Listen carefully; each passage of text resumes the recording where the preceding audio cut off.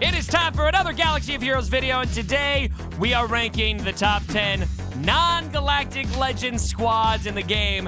We already had Gridden here to rank the top 5 GLs in the game because there's only 5, and these other squads are just kind of not on the same level as GLs, right, CG? And so we got to separate them, make their own list. And I think this list today is going to be a bit spicy. We got a couple hot takes today, don't we, Gridden? Yeah, that was a nice little. That was a nice little. I like that. That was good. Yeah, number one's gonna be awesome. I'm excited to talk about number one. I really am. I think spoiler alert. No, zesty, spicy. Let's do this. All right, without any further ado, let's get it just out. A quick reminder as we go through this list is not meant to be all right, here's the 10 squads that you're organizing for GAC. There's no carryover here. We're just going over the best squads in the game. There's going to be some nuance and variance to a lot of these compositions. Namely, which teams are you, which characters are you taking for what team based on what your scenario is, and that can dramatically change up where some of these squads land. For example, if you have Jedi Master Kenobi, you're probably not going to be putting your Commander Ahsoka Tano in with the Padme team. But if you don't have Jedi Master Kenobi, you probably are putting your Commander Ahsoka Tano in a Padme team if you've got Padme. Or maybe you don't have either, and so you're putting C-3PO in with your Padme team. So there's just so much nuance there that is very much worth discussing. So let's get into it. We're going to start with number 10 here, Gridden. We have got Bam showing up on the list. I think this is the most underrated team in the game. Now, he is both underrated and disappointing. This is something I want to be clear on. He's a journey character. We wanted Bam to be on the level of CLS. He simply is not. He's still very disappointing, but that doesn't mean he doesn't have value. And on defense, this team in particular can be very, very stout in Grand Arena. Yeah, I think he got some rough publicity. Yeah, he got some rough publicity, and I think one of the biggest things with Bam is how this team is not as like, I think the word is like easy to use as like CLS or Darth Revan or Gas. Like, all of those teams are very straightforward. Just make them kind of fast, maybe give them some offense and call it a day and you're good. Yeah. They're easy to beat, tons of stuff on offense, and they're easy for the AI to use on defense. Bam is one of those teams where you can make awesome stuff happen with this team on offense. It can even beat JML. It could beat Darth Revan. It could beat Gas. It could beat CLS, and for good banners. Yeah. But it requires these tunes to be all up in the relics, and that's a steep gear requirement for Bam, which needs like how many freaking Carbantes and Kairos is it? Just like it's pretty much all of them. All of them, yes. All of them. Yeah. And it requires also very specific modding to make sure that you're clocking these characters' speeds and the turn order correct. Right. And so that's why I think it loses just a little bit of viability and it goes down a little bit because it's just not as easy to use and it's not as easy for either offense or defense. But it's still a phenomenal team. And if you don't have the right team count to beat this, you are definitely going to struggle up against it. In the same breath, I'll say there are a lot of teams that can beat it, but it can definitely be extremely obnoxious on defense. It can cause some serious problems. It can be difficult to get some good banners against it. You can get tripped up on it. I think 10 slot, I mean, out of all things considered with how many squads that we got, still really solid. That's still a top 10 team. I think it's really awesome. I love it as a back wall defensive team because you've spent a lot of your heavy teams by the time you get there. And a lot of people like to underestimate this. I have got so many wins in Grand Arena because of my Bam sitting on the back row with a little smile on his face underneath that sexy helmet, Pedro Pascal. Okay, here we go. We got number 9. This is the same as last month. We got Palpatine, Vader, Thrawn, and Moff Gideon, and Watt. Now, this is one of those examples of a team where you're going to see a lot of different compositions here. This is an amazing offensive team, not the best defensive team. And that's probably why it's ranking so low. But with the viability of how many teams this can beat, it has to be on this list. It can't not be discussed. There's so much it can be. For now, it's a GL killer. That's going to get nerfed. And so maybe we'll have to reevaluate where we put Palpatine after the nerf. Yeah, this list is going to be very interesting because I'm worried it might age well and it might not, because some of our factors right now are still non-GL GL counters, which is huge. And Right. so right now you're like, yeah, you go guys, but here in a month you're gonna be like, ah. But even excluding Galactic Legends, this team is still destructive. Since the moment that EP got his rework, way back when, and he got those Zetas and his kit was kind of touched up with that turn meter train. Oh my goodness, you just watch him just go and go and go and go and go and go and go. And you're getting all these stuns and turn meter reduction and dots everywhere, and you're just like, ah, great. Yeah, that's a good point. That's a good So point. it's a really strong offensive team. I agree on defense. It doesn't have quite as much viability. It's still good, but ultimately, I think the trade-off of what it can do on offense versus what it might do on defense isn't all there. But still, just a very destructive team for sure. All right, number 8, we have got JTR showing up. Now, here's another great example. A lot of people, if you have this team, you probably have Rey as well. That does not mean that you're necessarily using Rey with these characters. It's very common to see people use Rey as with a different defensive comp. A lot of people will do a variation with L3 and Queel and IG 11. There's so many different options for Rey that this team very much so has legitimacy and does get used. And a lot of times I see it used as a GAC defensive team, and it trips people up, man, very effectively. I've started putting this team on defense as a I either use it kind of as a backwall surprise team, or sometimes I put it up top. And in my last, I think 5 GACs, I think it's only been one shot once. Wow. Or twice. It holds well, and it's a team that's going to catch people off guard. It does have a TM train aspect, which is always good for defense. I love that train. Well, yeah, because it, like, if you let it just start going, all of a sudden you're like, oh my goodness, I'm not taking turns. And then BB-8 gets Illuminate Destiny, and you're like, oh my goodness. I was gonna say And that's what then, she like, said for a little bit there, but anyway, if you mod then the you team brought right, BB-8 into the picture. It just felt wrong. it's just a fun team. Resistance Hero Finn, man. We're just gonna gloss over that. You just get Resistance Hero Finn. I leave mine at like 340 speed, and it's just insane. It's a really, really fun team, but we're talking about its defense viability. Yeah. Offense viability is there too. If you clock Absolutely. this team right, you can beat Darth Revan. This team has some serious damage with all of the exposes, the turn meter gain, the Illuminated Destiny, all of that offense up. You put R2D2 in there, you get even more stat sharing. The Resi Bros over there just bouncing around, bonus turns all over the places. You're getting stuns, you're getting staggers, exposed. There's a lot going on with this team. I love this team. It's a very fun team to use. On offense, against most teams that you're going to take it against, it's a very safe 60 banners because it has so much banner recovery as well. Yep. Great point. And then on defense, very difficult to walk away with good banners against it. Very difficult from just everything that I just mentioned. And that's Very why I difficult. love this team, because of how difficult it is to get good banners on it. Unless you can get out ahead of it, use CLS, but that's an expensive counter to spend. Yep. Using CLS, and a lot of people like to put CLS on defense too. Also, I am impressed with your professionalism. You really ignored my antics there very, very effectively. Good job. Didn't want to, though. You had full tenacity there. Tenacity. You had a Farm Boy Luke lead. Extra tenacity. All right, here we go. Bad Batch showing up at number 7. We're putting Omega in there, but the Omega, like, this is where they were last time. No change here with Omega in there. I'm a little disappointed by that. I don't feel like Omega elevated it. It's actually remarkable that they found a way to add a character that changed nothing. Yeah, we got a full squad. That's really interesting for for a squad to go from a partial 4-man squad to a complete 5-man squad and have the same utility. like you put in Chupio with the CLS and you're like, oh my goodness, this team is insane. No. And then you put in Omega and you're like, does she need to be in here? Right. Like, am I losing a banner because I have her in here for no reason? The answer is no. She doesn't need to be there. Yeah, so that's a little disappointing. Bad Batch are a fun team. They're still amazing. Still amazing teams. They can still beat a lot of tunes out there. I definitely see their viability. They're annoying on defense if they kind of get going. I think it's phenomenal that even a lot of these teams we're talking about up in the relics and stuff, wow, they can beat all these other tunes. I got footage of Gear 11 3-star Bad Batch beating fully relicked General Grievous for 60 banners. Damn.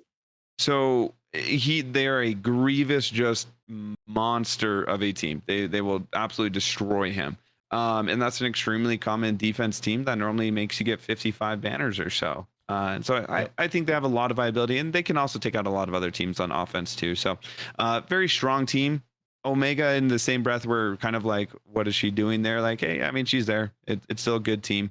It just, I don't think it quite lived up to expectations, but it's still really good.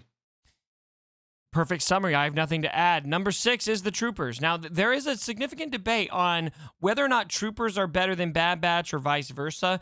I do give the nod to Troopers. I just feel like they have so much of a turn meter train, so much damage that ramps. There's so much counter viability there.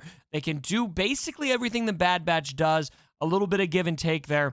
And it's close. I feel like you could almost tie these two teams right now, but I am still nodding towards the Troopers for how valuable they are. Yeah, I'd agree. It's just that slight nod, and I think, and again, this is right now, but they still have a very strong viability on defeating a Galactic Legend, which is C. And if you go up against one of those Slicker Daka zombie comps, which some people like to use, this can actually even beat that. You farm the zombie enough times to get your stacks of that Emperor's Trap up for that boosted offense, and then you kill SLKR. That's actually even a possibility. So I think with some of that GL counter viability, it really gets boosted up, just that smidge over Bad Batch. And especially with how handily they can take care of like Darth Revan. I think it's fair to boost them up. Just deleted, right? I love that. You just see Dark Trooper, just Malik's over there like, let's go. And Dark Trooper's like, let's go. Let's freaking go. And then Malik's like, I love it. Let's talk about number 5. This is still Jedi Revan. Now with Jedi Revan's a bit tricky because now we've got 2 Jedi Galactic Legends, and both of those Galactic Legends are going to pull from these teams. That doesn't mean that you're not still going to see Jedi Revan used. He's obviously still going to be a go-to counter for Grievous in a lot of cases. He's got his own defensive viability. He's going to be able to beat basically every team here.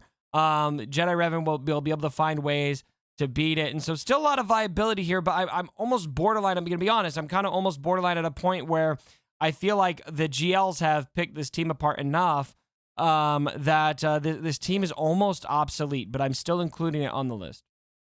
Yeah, that's it, especially now that we have, I mean, Rey can even sometimes pull from the Jedi, but thankfully we have enough viability with other teams. We can tend to put her in a corner with just resistance. But between, Jedi Knight Revan, Jedi Master Luke, now Jedi Master Kenobi, and then Gas, JKL, Padme, there's so much overlap on this team. You're starting to get to this point of like, I just need more viable Jedi to throw in here. I'm starting to get to I'm getting spread real thin with how I can use some of these Jedi. Which is remarkable given how many Jedi we have in this game and how we still don't know where to put Ki-Adi Mundi.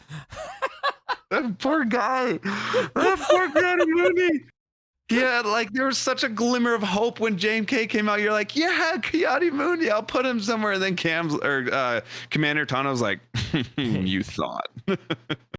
So yeah, Jedi Knight Revan though, on his specific topic, still has so you're saying he has so much viability, and you can use him to get a strong 60 banners on a lot, if not pretty much any team that he goes up against.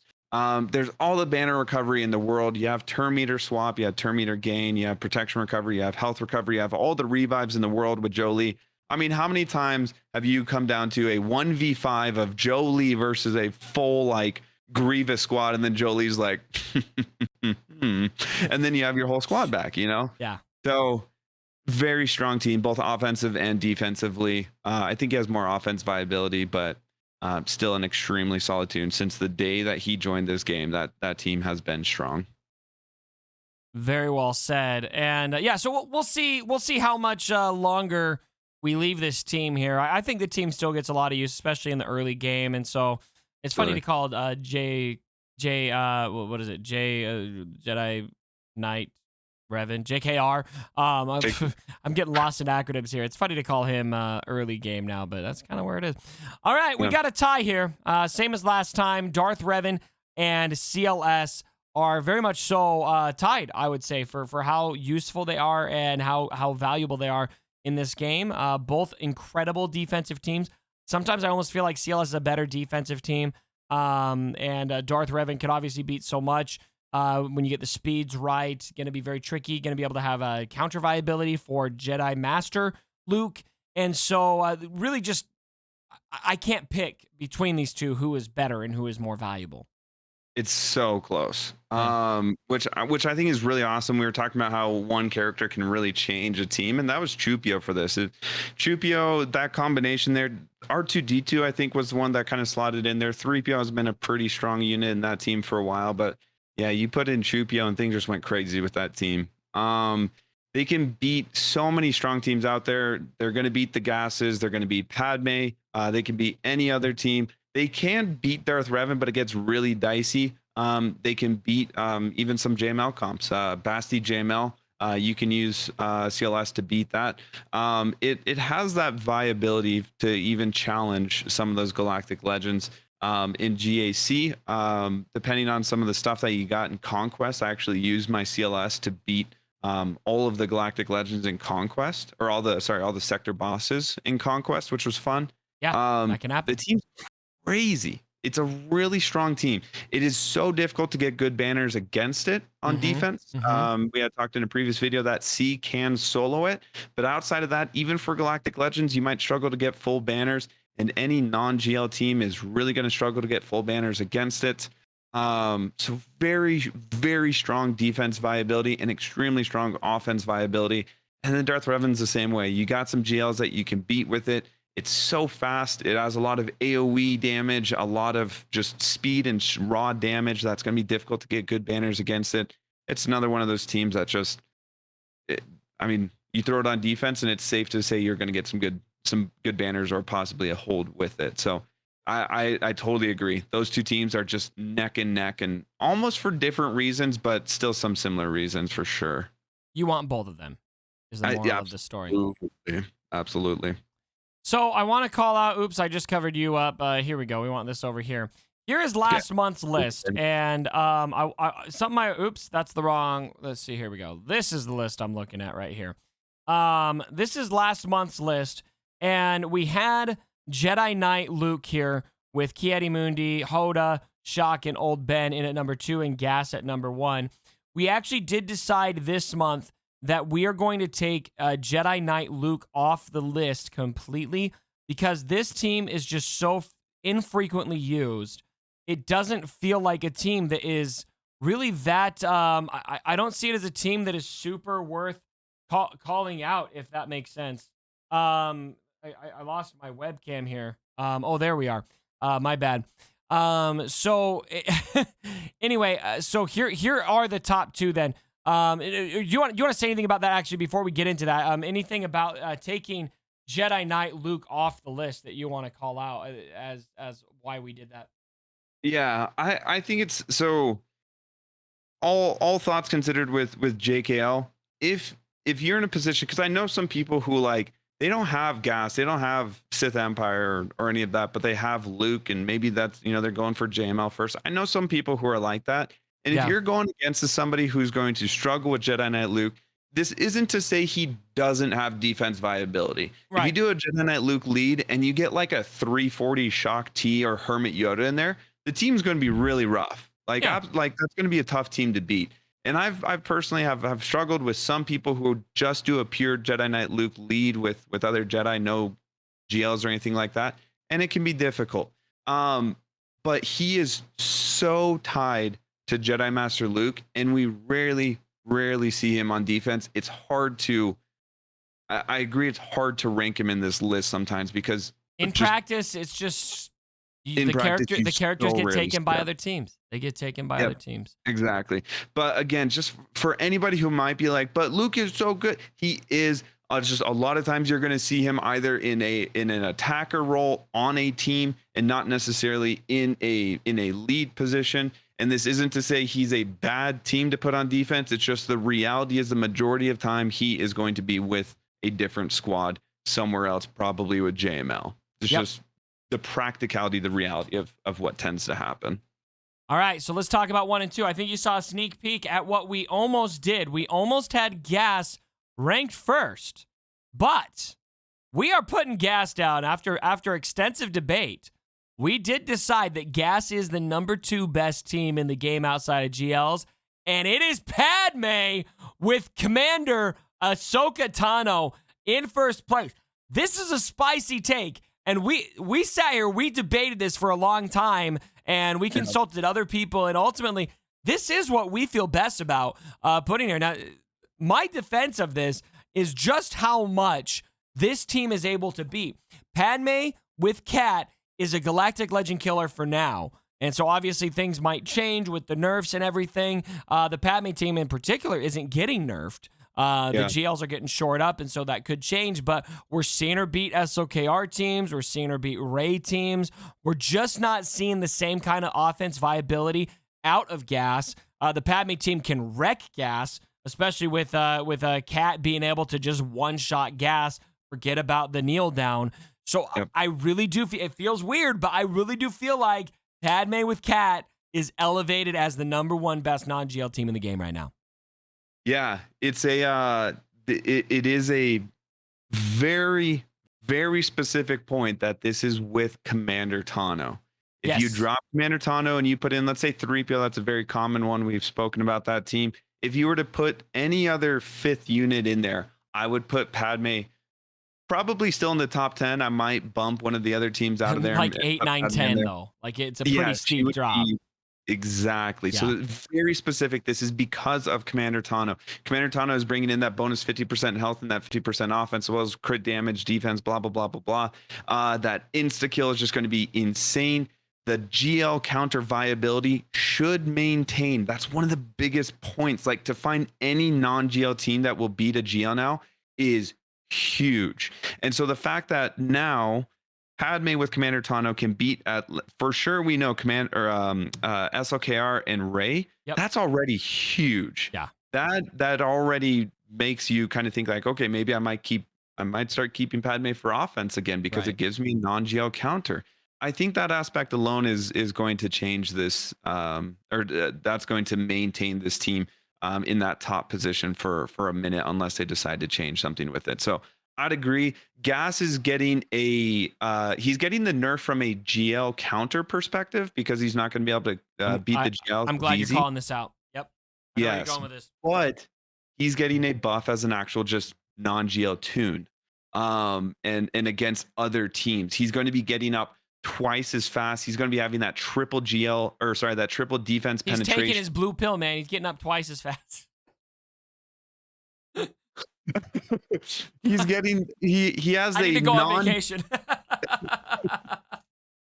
He's getting the nerf from a GL counter perspective, but he is getting a buff from a non-GL perspective. So do you think, Gritton, do you think that that's going to elevate Gas over Padme? Because I feel like it could, but at the same time, with Commander Ahsoka Tano in there, it doesn't matter how fast he's getting up. She's going to put him right back down in his place with her Force Leap. Yeah, she's just going to I mean, that team, you just need a couple of turns to get the bonus protection up.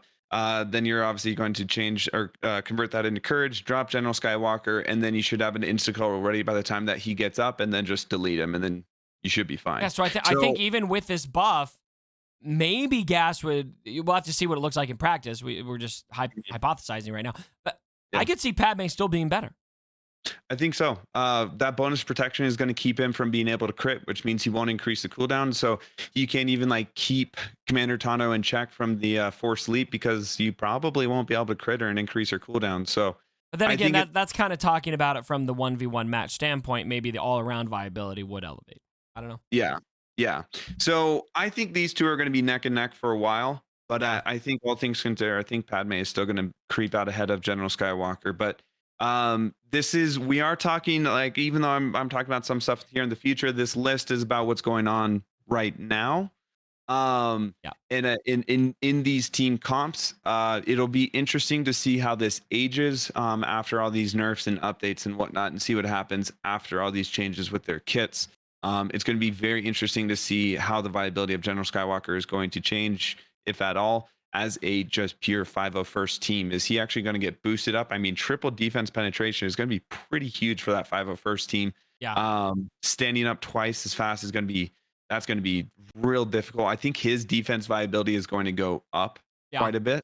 Yeah. As a just 501st standalone team. So it's going to be really interesting to see what happens. But now, as things are, Padme with Commander Tano is just got elevated to the next level for sure. All right. Very good video, Gridden. Thank you so much for joining me. Let me give you guys a look at the list without our webcams in there. There you go. Take your screenshots so you guys can carry that with you. Let me know what you guys think about all of this down in the comments below. Gridden, hope you have a great day, man. Thanks for coming to the video today. Anything you want to say to the fam? Just thanks for having me as always, man. These videos are always really fun. It's really fun to digest and break down some of the nitty gritty details of some of these team comps. Again, you guys, we can't make this list to factor in how your exact roster is. So in your instance, it might be very, very different for what's defense or what has viability on defense or offense for you. So it's hard to say that, but these are, coming from the perspective of, we've been around the game for 5-6 years almost now, roughly 7 million GP. We're fighting a lot of teams, and we have a lot of these team comps, and you see how they interact on so many different levels. And we're just hoping to share a little bit of that experience with you guys. And then, maybe that can help influence some of your decisions or not. But these teams, all things considered, are still top 10, still phenomenal teams, and they're going to change based off of what your roster, what you have in your roster, what opponent you're going against in GAC, who you're fighting in arena, whatever it might be. All things considered, these teams are awesome. I love making these videos. I always appreciate having the opportunity to make these videos with the Cubs. I love hanging out with the Cubs fam. You guys are awesome. So just all things considered, thanks for having me, man. This is great. Everyone subscribe to this guy. Thank you so much for joining me, Gridden. We got links down below to his channel for all 3 of these videos. We did 3 videos in a row, so hopefully you guys aren't sick of Gridden yet. Maybe you're not. Maybe you're not sick of Gridden. Maybe you're sick of me by now. But anyway, thank you so much, guys. Like the video on your way, and as always, my brothers, don't forget.